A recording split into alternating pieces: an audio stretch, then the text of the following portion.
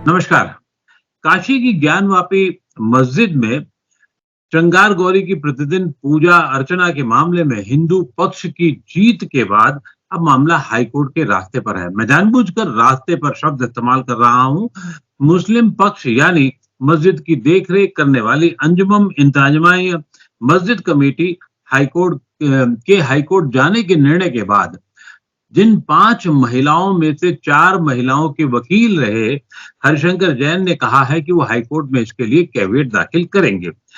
इस मामले पर हमने विश्व हिंदू परिषद के कार्यकारी अंतर्राष्ट्रीय अध्यक्ष आलोक कुमार जी से बातचीत की। आलोक कुमार जी, पूरे प्रकरण में शुरू से, चाहे आज से मैं पिछले करीबन 10-12 साल से देख रहा हूँ, बहुत सपाट और सीधी बात रखने के लिए प्रसिद्ध रहे हैं। बहुत-बहुत आलोक जी आपका नवोदय टाइम्स पंजाब केसरी से बातचीत करने के लिए। अब सवाल ये है कि इस अगर इसे जीत मानी जाए या इसे एक कदम आगे माना जाए, श्रृंगार गौरी की पूजा अर्चना, या ये भी मान लीजिए आप श्रृंगार गौरी ही नहीं बल्कि वहाँ हनुमान जी की पूजा, गणेश जी की पूजा होने की, मतलब साल में एक ही बार कही होती तो रही है। तो इसके निर्णय पर क्या फर्क पड़ेगा? आगे क्या स्थितियां रहेंगी? ये प्रारंभिक मोर्चा था। मुकदमे की गुण दोष के आधार पर सुनवाई अभी शुरू होना है। जी। मुस्लिम पक्ष का तर्क ये था कि ये मुकदमा प्लेसेस ऑफ वर्शिप एक्ट से बाधित है, इसलिए ये चलना ही नहीं चाहिए और इसको बिना किसी और सुनवाई के खारिज कर दिया जाए। जी। सुप्रीम कोर्ट ने कहा था कि पहले इस एप्लीकेशन का निस्तारण करो। एक लंबी बहस हुई। मुस्लिम पक्ष को भी अपने तर्क रखने के लिए कुछ दिनों का समय चाहिए था, वो उनको मिला।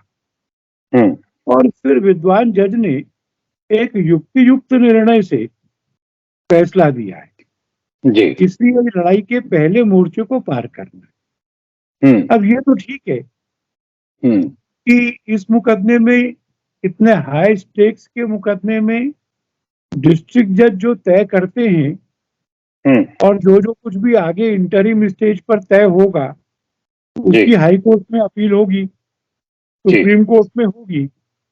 ये मामला आगे बढ़ेगा तो लंबा भी चलेगा जी। पर सब मिलाकर मुझे लगता है कि हाई कोर्ट क्या निर्णय करेगा देखेंगे।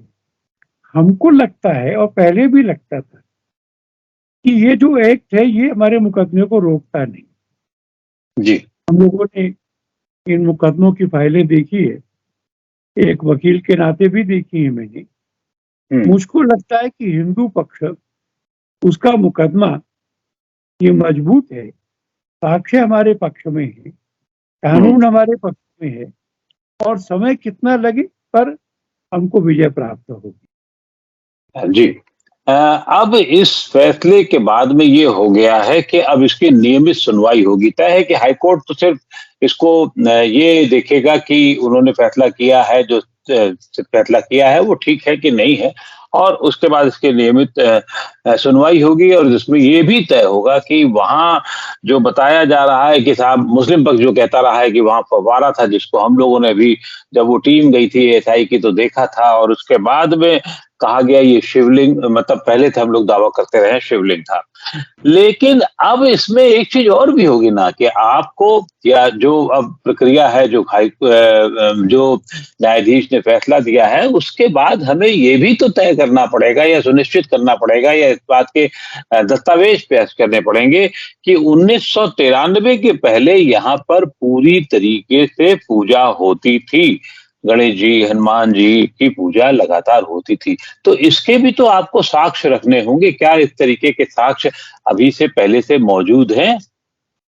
मैं आपको कहूं कि इस पर तो कोई विवाद भी नहीं करेगा कि मंदिर का उस ढांचे की जो दीवार सड़क की ओर है, उसमें सड़क की साइड पर मूर्तियां बनी हैं और उनकी नियमित पूजा सबको अलाउड थी, मैंने भी की थी 1974 में।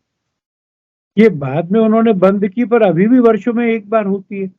हाँ, वो तो होती है। प्लेसेस ऑफ वर्शिप एक्ट में पूजा होती है कि नहीं, ये शब्द नहीं है, उसका शब्द है उस स्थान की प्रकृति क्या है। What is the nature of that place. तो अगर मैं पूछूं आपको, आप पूछे मुझे कि भाई अगर वो शिवलिंग है, क्या वो मस्जिद है? क्या उस स्थान की प्रकृति एक मस्जिद की है? क्या मस्जिद में शिवलिंग होता है? और फिर वो शिवलिंग इतना बड़ा है, 8.25 फुट का सरकमफरेंस है, कि उसको स्मगल करके रात में ले जाके रखा और सवेरे, ऐसा भी नहीं। वो 47 में भी था। और इसलिए उस स्थान की प्रकृति क्या है, इसका जब निर्णय होगा तो एक तो ये साक्ष्य काम आएगा कि शिवलिंग है। बेसमेंट के खंबे, उनमें हिंदू श्रद्धा चिन्हों के मोटिव से, शंख का, चक्र का, अभी भी प्रकृति क्या है। और जो मलबा पड़ा है, और वो मलबा इसलिए नहीं हटाया गया था कि हिंदू आए देखें कि ये टूटा हुआ शंख है, चक्र है, पद्म है, गदा है, बाकी चीजें हैं, और अपमानित महसूस करें। इन तीनों चीजों को भी तो ध्यान में लिया जाएगा। और इसलिए मुझे लगता है, बल्कि मैं आपको कहूं कि बैक 1930s में भी एक मुकदमा हुआ था कि ये सारी की सारी संपत्ति वक्फ की है। वो मुकदमा वक्फ बोर्ड हार गया था, उसकी अपील हुई थी।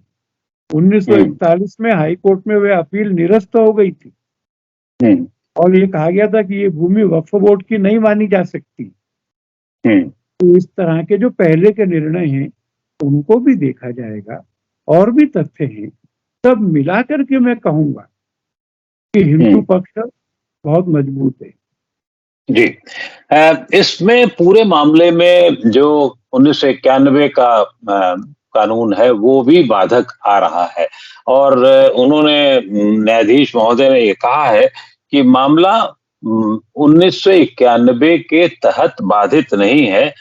तो अगर वो ये साफ कह रहे हैं तो क्या इसका मतलब ये है कि ये जो बाधा थी, जिसके बारे में बाद में और पहले भी इसका बहुत उल्लेख हुआ है कि साहब अयोध्या तो हो चुका, उसके बाद अब कोई मामला नहीं उठाया जाएगा, तो क्या ये अभी चीज सिर्फ ये है कि मतलब इसको जो 1991 का मामला था उसके तहत नहीं आता है, और ये नहीं आता है तो क्यों नहीं आता आपके हिसाब से? कोर्ट ने कहा है कि नहीं? कोर्ट ने, सुप्रीम कोर्ट में भी आपको ध्यान होगा कि जज साहब ने टिप्पणी की थी कि जिस संपत्ति का विवाद है उसकी प्रकृति क्या है, इसका निर्धारण करने के लिए मुकदमा चलाया जा सकता है। इसकी संपत्ति का 1947 में क्या था, जब इस प्रश्न पर ही विवाद है तो यह भी बहस से सुलझाया जा सकता है, एविडेंस से सुलझाया जा सकता है। और हमारे पास में जो प्रमाण है वो हम प्रस्तुत करेंगे। सुप्रीम कोर्ट की टिप्पणी भी इस बात के अनुकूल थी कि ये मुकदमा चलना चाहिए, और विद्वान जज ने तो एक लंबा निर्णय लिखा है। इसलिए इस निर्णय के बाद भी ये कहना कि नहीं साहब बाधित है, ये तो एक ऐसी जिद है जिसका कोई अर्थ नहीं। मुझे दुख इस बात का होता है कि जो व्यक्ति कोर्ट में जाता है, या जो व्यक्ति कोई आपत्ति उठाता है, न्यायालय की यूरिसडिक्शन में अपने आप को लाता है, जब निर्णय विरोध में जाता है तो वो कैसे कह सकता है कि गलत है और अस्वीकार है? जब कोर्ट ने कहा कि यहाँ का सर्वे करो, तो हाई कोर्ट में इसके खिलाफ तो इंतजामिया कमेटी के वकील गए थे, खुद कोर्ट में गए, और वहां निर्णय हो गया कि नहीं होना चाहिए सर्वे। तो फिर ये कहना शुरू किया इंतजामिया कमेटी ने कि हम नहीं मानेंगे। हिजाब के मामले में कर्नाटक में हिजाब मुसलमान धर्म की असेंशियल प्रैक्टिस है, इस आधार पर रिट फाइल की, रिट खारिज हो गई तो कहा हम नहीं मानेंगे, और सुप्रीम कोर्ट में कह रहे हैं कि हिजाब असेंशियल प्रैक्टिस है, ये मामला क्यों उठाया तो इन्होंने था। इसलिए जब हम कोर्ट में कोई एप्लीकेशन लगाते हैं तो इस श्रद्धा से लगाना चाहिए कि न्यायालय का निर्णय हम स्वीकार करें, ये एप्लीकेशन की मुकदमा बाधित है, ये इंतजामिया कमेटी ने लगाई थी। ये निर्णय उनको स्वीकार करना चाहिए।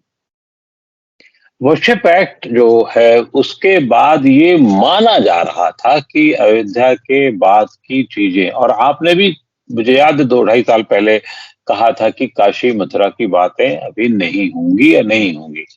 अब ऐसी क्या परिस्थितियां बदलती जा रही हैं? अब देखिए उसके बाद में एक फैसला हुआ, उसके बाद हाँ, और तो और हमारे उप मुख्यमंत्री मौर्य साहब, उन्होंने तो बाकायदा बयान जारी कर दिया कि साहब काशी मथुरा भी अभी है उस तरह से। तो ये जी, आप बिल्कुल ठीक कह रहे हैं। मैंने ये नहीं कहा था कि नहीं होंगी, मैंने कहा था अभी नहीं होंगी, मंदिर बनकर तैयार हो जाए उसके बाद करेंगे। हमको जरा उतावलापन नहीं। बिल्कुल ठीक कह रहे हैं, आपने यही कहा था। हाँ जी, पर अगर शिव जी को उतावलापन हो तो हम क्या करें?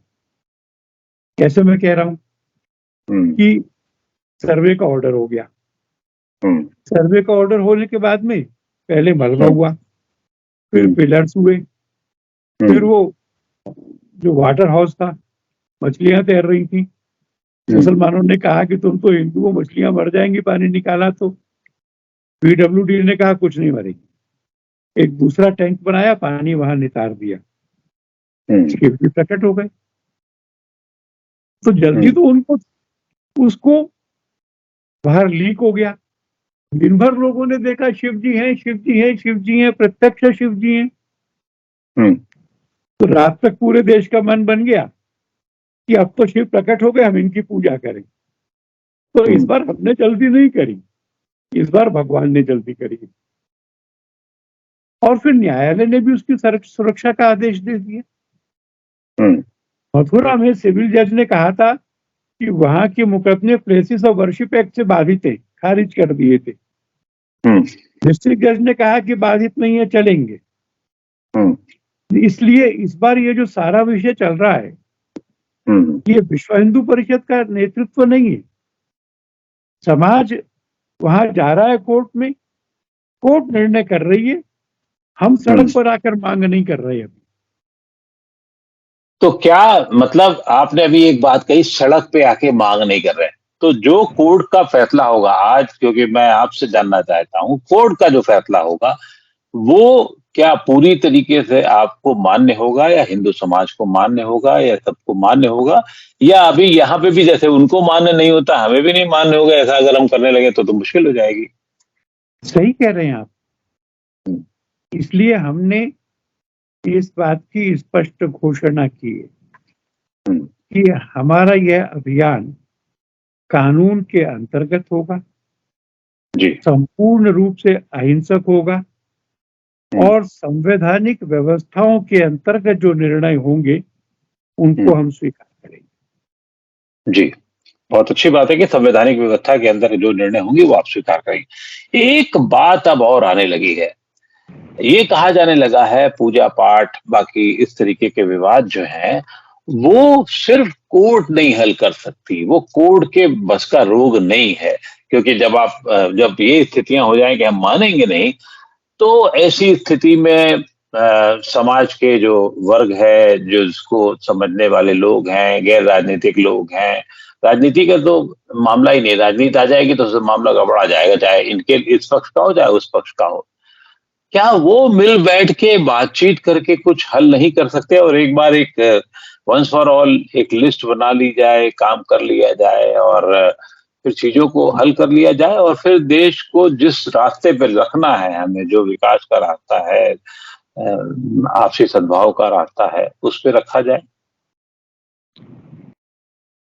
बातचीत करने से हम लोगों ने मना नहीं।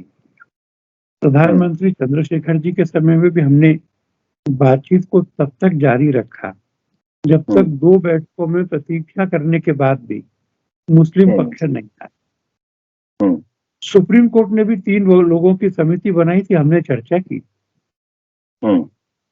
अब मुझे लगता है नंबर 1 हम चर्चा करने को तैयार हैं, पर मुस्लिम पक्ष में से उनको रिप्रेजेंट करने वाला कुछ है क्या? कौन आएगा चर्चा करने के लिए?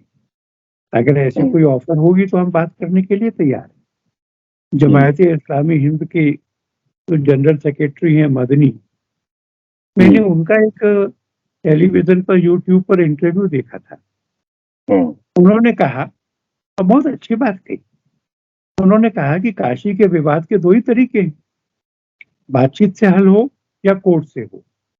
उन्होंने कहा बातचीत से हल हो इसका अभी दिख नहीं रहा है, लिहाजा दोनों कौमों को कोर्ट की बात मान लेनी चाहिए। तो मुझे लग रहा है अभी कि संपूर्ण हिंदू समाज को कौन रिप्रेजेंट करेगा, संपूर्ण मुस्लिम समाज को कौन रिप्रेजेंट करेगा, किसके पास अथॉरिटी है कि कंसेशन दे दे? कौन ये कह सकता है अच्छा ठीक है हम ज्ञानवापी हिंदुओं को सौंपते? जब ये नहीं होता तो कोर्ट करेगी। और फिर भारत की संवैधानिक व्यवस्था में कोर्ट का निर्णय होने के बाद में ये वादी की मर्जी पे निर्भर नहीं होता कि माने कि ना माने। और अगर ये वादी की मर्जी पे निर्भर हो तो प्रत्येक मर्डरर को, प्रत्येक रेपिस्ट को भी तो छूट हो जाएगी कि मैं नहीं मानता, इसलिए कानून लागू करवाएगा, प्रभु सत्ता संपन्न सरकार लागू कराएगी। ये जो शुरू हुआ था ना, फिर तन से जुदा कर देंगे। तब मैंने कहा था 1400 साल पुराना शरिया लॉ भारत में नहीं चलता, ना तो भीड़ निर्णय कर सकती है अपराध का, ना दंड दे सकती है, वो सारा बंद करना पड़ा उन लोगों को। तो कोर्ट निर्णय करेगी, हम स्वीकार करेंगे। और मैं मानता हूं कि मुस्लिम समाज में भी मैच्योरिटी बहुत बड़ी है। ओवैसियों के बावजूद अयोध्या के फैसले के बाद में क्या दोनों वर्गों ने स्वीकार नहीं किया? देश में कोई घटना नहीं हुई गलत होने की, कोई दंगा नहीं हुआ, कोई फसाद नहीं हुआ। सबको लगा अब कोर्ट का फैसला है, अब झगड़ा नहीं करना, अब मान जाओ। नहीं, लेकिन ये बात तो ठीक है, क्योंकि उनको ये लगा या सबको लगा कि एक अयोध्या का विवाद हल हो गया, ठीक है, हम ये भी मान लेते हैं एक हद तक जाकर के काशी मथुरा भी हल हो जाएगा। लेकिन अब ये अभी कर्नाटक की एक बात मंदिर का वहां पर पूजा अर्चना को लेकर के हो गया, एक दो जगह और आने लग गया है, हर जगह क्लेम करेंगे। तो देश तो पुराना है हमारा, 1947 के पहले या मुगलों के आने के पहले कई जगह मंदिर होंगे ही होंगे, और फिर मुगलों ने तोड़ा ही तोड़ा है, ये सब जानते हैं। तो ये सिलसिला किस हद तक कहां तक जाएगा? मैं नहीं जानता कहां तक जाएगा। सरसंघ चालक जी ने भी एक अपील की थी, समाज का विवेक तय करेगा और दोनों पक्षों का व्यवहार तय करेगा। अगर एक लंबी वर्षों तक चलने वाली थकाने वाली कानूनी प्रक्रिया थोपी गई, बातचीत से हल नहीं किया, तो उसका परिणाम अलग होता है। मैं समझता हूं कि सब लोगों को औरंगजेब ने मथुरा के बारे में जो फरमान जारी किया था, तोड़ने के बारे में, वहां की मूर्तियों को निकालने के बारे में, मूर्तियों का टुकड़ा बना करके फर्श और सीढ़ियों में लगाने के बारे में, और ये कहने के बारे में इसलिए करना कि जो भी इबादत के लिए जाए वो इनके बुतों पर पैर रख के जाए।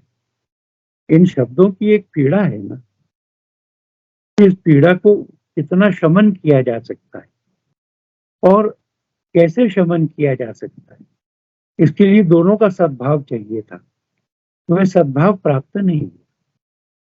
वह सद्भाव आज भी होगा तो रास्ता निकलेगा।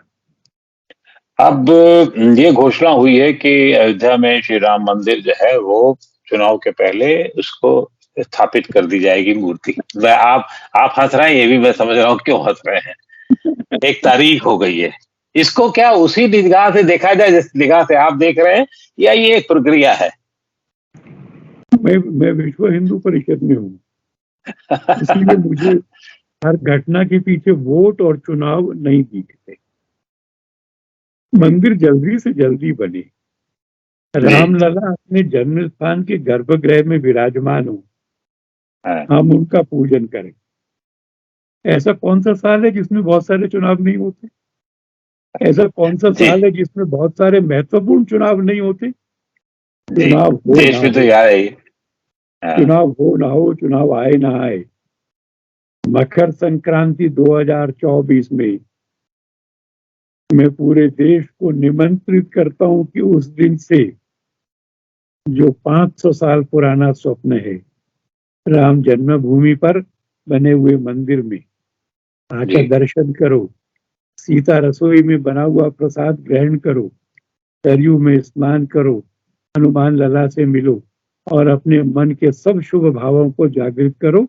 वो समय मकर संक्रांति 2024 को है और इसमें हमारे मन में कोई चुनाव नहीं आता। हो तो हो, ना होता तो भी। बहुत बहुत शुक्रिया। और जो आपने बातें कही, निश्चित रूप से कई जगह ऐसा लगता है कि हम एक सद्भाव की बात भी आगे बढ़ सकती है अगर दोनों पक्ष चाहें, दोनों पक्ष करें, और शायद अंततः रास्ता भी वही है। बहुत बहुत आभार आलोक जी आपका, नवोदय टाइम्स पंजाब केसरी से बातचीत करने के लिए। हमेशा से इसी तरीके से आपने इस बार भी हमें समय दिया। बहुत बहुत आभार, धन्यवाद। बहुत धन्यवाद श्रीवास्तव जी, नमस्कार।